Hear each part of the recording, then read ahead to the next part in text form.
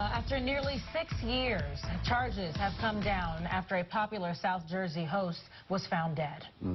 Investigators say her husband hired someone to kill her. As you can imagine, today is a very, very difficult day for me and for my family. For Kimberly Pack, it's been more than 5 agonizing years waiting for justice in the murder of her mother, a popular Jersey Shore radio host, April Kauffman. I think for the first time today I can actually breathe.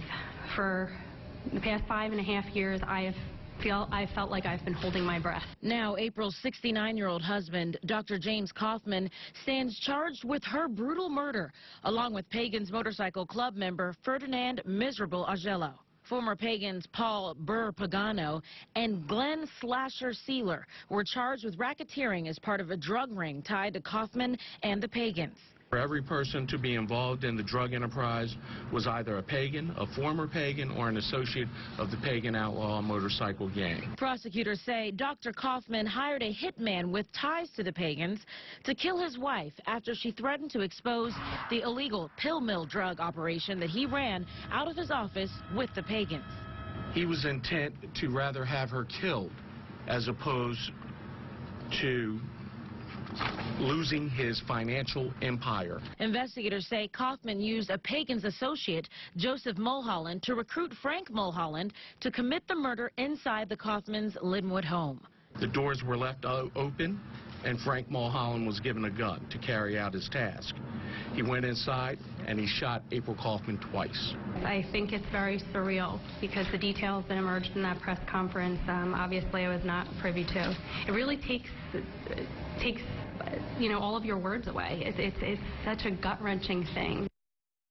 You can't imagine what April Kauffman's daughter has been thinking, especially for the past, 5 years and about 7 months, while she's been waiting for more information to come out. Rocco's here, as you can tell by the shot. Our attorney. Good morning, Rocco. Good to see you. So why did it take so long to bring charges down? You know, this is a tough case because apparently it's based primarily on circumstantial evidence. They don't have a proverbial smoking gun with respect to Dr. Kauffman, so I think that's what took time. It takes time to break somebody. My guess is the prosecutors flipped someone who gave them information enough to charge him. Okay, so it seems like the motive was, this guy's making money as a doctor, right? He gets into the drug business. Then he gets involved with the Pagans, a motorcycle group. Why does he want her dead?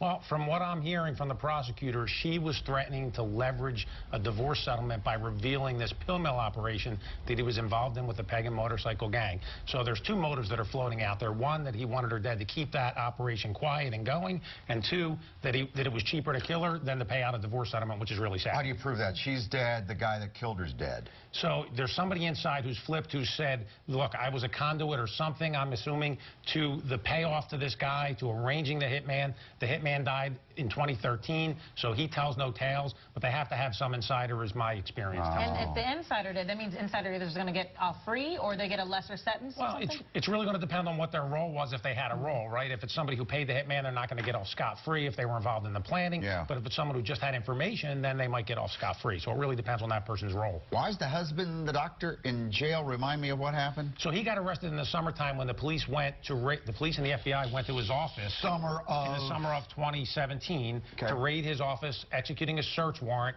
The speculation is they were looking for evidence of his involvement in a federal healthcare fraud, a separate thing from the pill mill. When the police got there, apparently he thought they were there to arrest him for the murder. He pulled out a gun, said, basically, I'm not going to jail for this, and got in a standoff with police. So he's been in jail since then on the gun charge. Well, when he pulls out the gun, he's kind of saying, oh, okay, I'm guilty, so I'm going to fight you.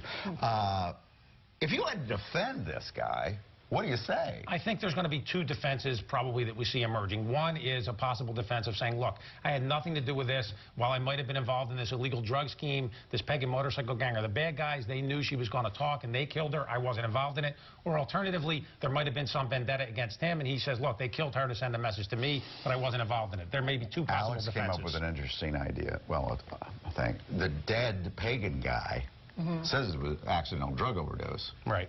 What if it was an accident? Well, you know, he died within a year of this murder, the following year. So, you know, that's a possibility, too. The one thing we know is it's a cast of characters. This is only the beginning. This is a made-for-TV crime drama. It's really going to get interesting.